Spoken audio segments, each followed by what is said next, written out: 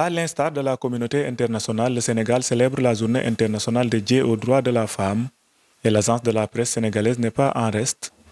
Pour perpétuer cette tradition, cette année, l'Amicale des femmes de l'APS a démarré ses activités par une journée de prière en hommage aux collègues disparus.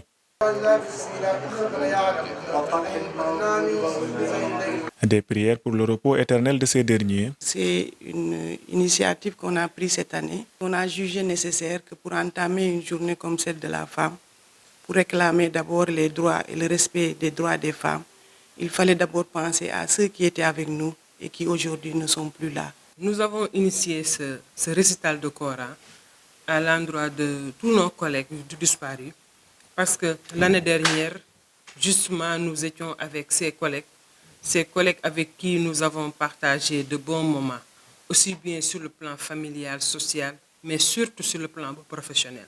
Une journée de prière chargée d'émotions au cours de laquelle l'ombre de l'ancien journaliste sportif Salif Diallo a plané.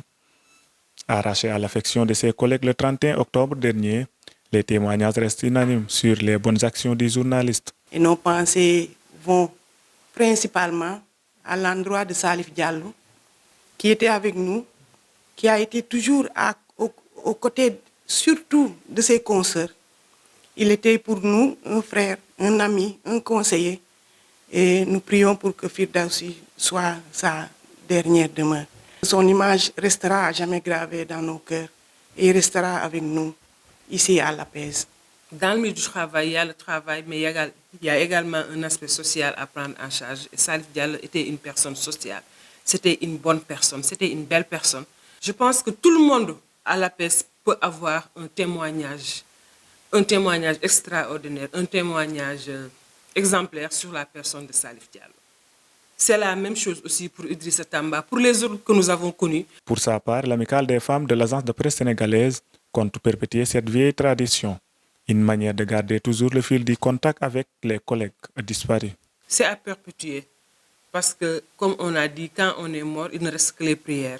Donc nous comptons chaque année, Inch'Allah, perpétuer cette tradition, c'est-à-dire organiser un récital de Coran pour ces personnes, parce que ces personnes sont intimement liées à l'APS. C'est une initiative à perpétuer, à l'initiative de l'Amicale, mais aussi appuyée par la direction générale, qui nous a permis de le faire ici, dans les locaux de l'APS, pour prier pour nos proches disparus, pour nos confrères et collègues qui étaient ici. Et je crois qu'on va perpétuer ça, parce que c'est une initiative qu'il fallait faire et qu'on a fait. Et on prie pour que tout ce qui a été, toutes les prières qui ont été formulées ici ce matin soient exaucées, surtout pour le repos de l'âme de nos confrères. Au programme de la commémoration de la Journée internationale des droits de la femme à la Maison de la Presse cette année, une conférence est prévue autour du thème « Droits et devoirs des travailleurs en général, ceux des femmes en particulier ».